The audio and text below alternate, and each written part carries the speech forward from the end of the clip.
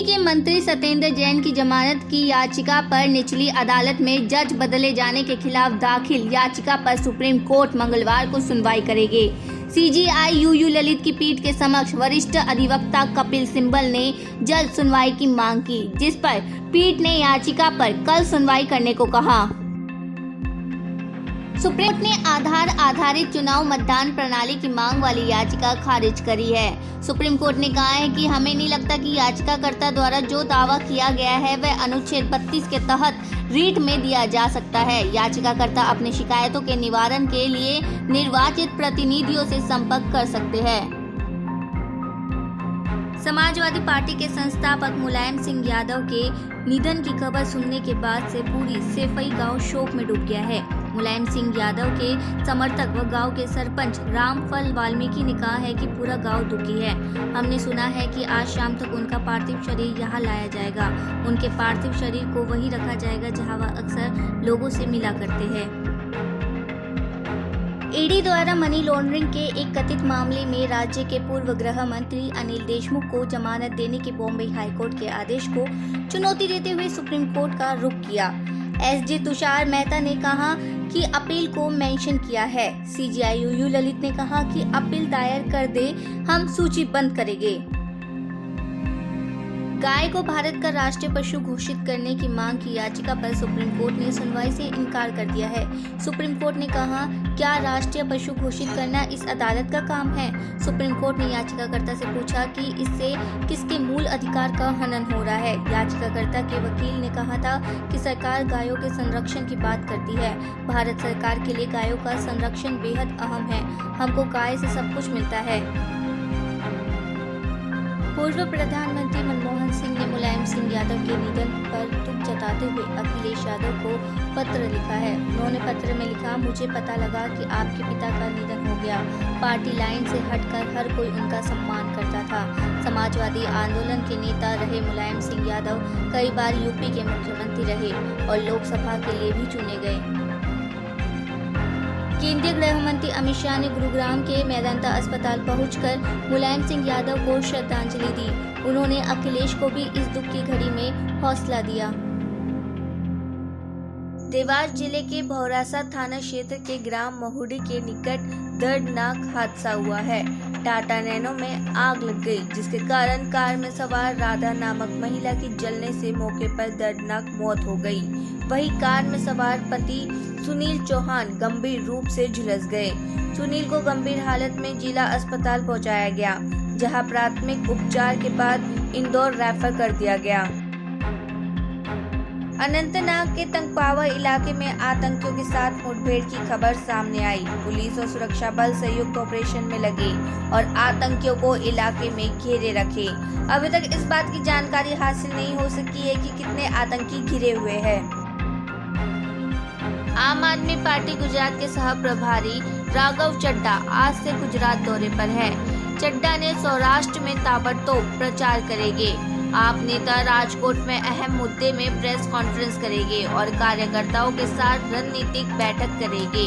वहीं धारी में पदयात्रा और जनसभा करेंगे। इसके साथ ही भावनगर में युवाओं के संग टाउन हॉल बैठक में हिस्सा लेंगे। वहीं भावनगर के कारोबारियों और व्यापारियों के साथ भी मुलाकात करेंगे। पश्चिम बंगाल में नादिया जिले की बिशनपुर सीमा चौकी पर सीमा सुरक्षा बल द्वारा आत्मसात सशस्त्र मवेशी तस्करों के गिरोह पर की गई गोलीबारी में एक बांग्लादेशी तस्कर की मौत हो गई। बीएसएफ ने रविवार को एक बयान में बताया कि शनिवार रात को गश्त कर रहे उसके जवानों ने सीमा के समीप कुछ तस्करों को रोका। तब 15-20 बांग्लादेशी तस्करों ने उन्हें घेर लिया एवं धारदार हथियारों एवं लाठी डंडों से उन पर हमला कर दिया। All India Muslim personal law board भी उपासना स्थल कानून 1991 के मुद्दे पर सुप्रीम कोर्ट पहुंच गया। बोर्ड ने इस कानून को चुनौती देने वाली याचिकाओं के खिलाफ शीर्ष अदालत का रुख किया है। ये कानून उपासना स्थलों की 15 अगस्त 1947 की स्थिति को बरकरार रखने की बात करता है और ऐसे किसी स्थल पर कब्जा हासिल करने के लिए कोर्ट में मुकदमेबाजी को प्रतिबंधित करता है। चीफ जस्टिस यू ललित की अध्यक्षता वाली पीठ ने इन याचिकाओं पर 11 अक्टूबर को सुनवाई करने वाली है। हिमाचल प्रदेश में विधानसभा चुनाव के लिए 13 अक्टूबर के बाद कभी भी आदर्श चुनाव आचार संहिता लग सकती है। पिछली बार भी ये 13 अक्टूबर से लगी थी। इसके बाद वह नवंबर के पहले पखवाड़ा में मतदान की तिथि घोषित हो सकती है। राज्य में नवंबर में अगर मतदान करवाने के लिए देरी हो जाए तो विधानसभा चुनाव करवाने में दिक्कत आती है, क्योंकि यहाँ ऊंचाई वाले क्षेत्र बर्फ से लकदक हो जाते हैं। वर्ष 2017 में प्रदेश विधानसभा चुनाव 13 अक्टूबर 2017 को घोषित हुए थे। इसके साथ ही आदर्श चुनाव आचार संहिता 13 अक्टूबर को लगी, तो उस वक्त तय हुआ कि मतदान 9 नवंबर और मतगणना 18 दिसंबर को होगी। उससे पहले वर्ष 2012 में 3 अक्टूबर को चुनाव की तारीख की घोषणा हुई थी। प्रधानमंत्री नरेंद्र मोदी की 13 अक्टूबर को प्रस्तावित चंबा रैली तक राज्य विधानसभा चुनाव की घोषणा संभावित नहीं लग रही है। इसके बाद ही ये आचार संहिता लग सकती है।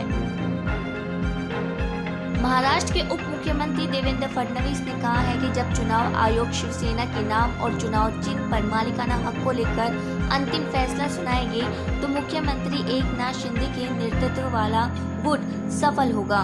फडणवीस ने ये संवाददाताओं से कहा है कि वह चुनाव आयोग के उस अंतरिम फैसले से हैरान नहीं है जिसमें उद्धव ठाकरे और एकनाथ शिंदे के नेतृत्व वाले शिवसेना धड़ों को मुंबई की अंधेरी विधानसभा सीट के लिए 3 नवंबर को होने वाले उपचुनाव में पार्टी के नाम और उसके चुनाव चिन्ह धनुष और तीर का इस्तेमाल करने से रोक दिया गया है। भाजपा के वरिष्ठ नेता ने कहा है कि चुनाव आयोग ने अपनी निर्धारित प्रक्रिया के तहत निर्णय लिया है। उन्होंने कहा है कि मुझे लगता है कि जब चुनाव आयोग मुख्यमंत्री एकनाथ शिंदे और उद्धव ठाकरे द्वारा शिवसेना के नाम और चुनाव चिन्ह पर मालिकाना हक के दावों पर अंतिम फैसला लेगा तो जीत मुख्यमंत्री शिंदे की होगी। बिहार के मंत्री और राष्ट्रीय जनता दल के सुप्रीमो लालू यादव के बड़े बेटे ने अपनी ही पार्टी के महासचिव पर बड़ा आरोप लगाया है। तेज प्रताप यादव ने कहा है कि राष्ट्रीय महासचिव श्याम रजक ने आज मुझे मेरे निजी सहायक और मेरी बहन को गाली दी। तेज प्रताप यादव ने दावा किया कि उन्होंने श्याम रजक से दिल्ली में चल रहे राष्ट्रीय कार्यकारिणी की बैठक के कार्यक्रम के बारे में जानकारी लेने के लिए फोन किया था। इसके बाद श्याम रजक ने उन्हें गाली दी। तेज प्रताप यादव ने कहा कि मेरे पास ऑडियो रिकॉर्डिंग है और मैं इसे अपने सोशल मीडिया पर डालूंगा। वेनेजुला में लगातार कई दिनों से भारी बारिश हो रही है। इस बीच बारिश के चलते मध्य वेनेजुला में भूस्खलन होने की बात सामने आई है। इस हादसे में कम से कम 22 लोगों की मौत हो गई है और भारी बारिश के कारण 50 से अधिक लोग लापता हो गए हैं। इसकी जानकारी वेनेजुला की उपराष्ट्रपति डेल्सी रॉड्रिग्स ने दी है और कहा है कि राहत कार्य तेजी से चल रहा है। विदेश मंत्री एस जयशंकर ऑस्ट्रेलिया दौरे पर कैनबरा पहुंच गए हैं। कैनबरा पहुंचे विदेश मंत्री का स्वागत बड़े ही अनोखे ढंग से किया गया। जयशंकर के स्वागत के लिए ऑस्ट्रेलिया के पुराने संसद भवन को तिरंगे की लाइटिंग से सजाया गया। जयशंकर ने ट्वीट कर कहा है कि कैनबरा पहुंचकर ऑस्ट्रेलिया के पुराने संसद भवन को हमारे राष्ट्रीय रंगों में देखकर बहुत खुशी हुई।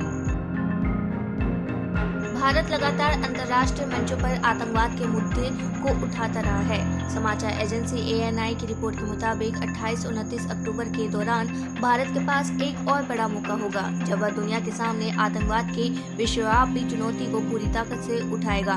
दरअसल भारत 28 और 29 अक्टूबर को मुंबई और नई दिल्ली में आतंकवाद विरोधी समिति की एक महत्वपूर्ण बैठक के लिए अन्य सदस्य देशों के साथ संयुक्त राष्ट्र सुरक्षा परिषद के राजनयिकों की मेजबानी करेगा। भारतीय क्रिकेट कंट्रोल बोर्ड के दिग्गजों की गुरुवार को 2 अहम बैठकें दिल्ली में हुई थी। इसके बाद देर रात रविवार को भी एक बैठक हुई जिसमें लगभग ये तय हो गया कि देश के गृह मंत्री अमित शाह के बेटे और वर्तमान सचिव पूर्व भारतीय कप्तान सौरव गांगुली की जगह BCCI अध्यक्ष बन सकते हैं। वर्तमान BCCI उपाध्यक्ष और कांग्रेस से राज्यसभा सदस्य राजीव शुक्ला सचिव बनने की दौड़ में सबसे आगे है। उत्तर प्रदेश के पूर्व मुख्यमंत्री मुलायम सिंह यादव का निधन हो गया। हाल ही में उन्हें गुरुग्राम के मेदांता अस्पताल में भर्ती कराया गया था। अखिलेश यादव ने ट्वीट कर कहा कि मेरे आदरणीय पिताजी और सबके नेताजी नहीं रहे।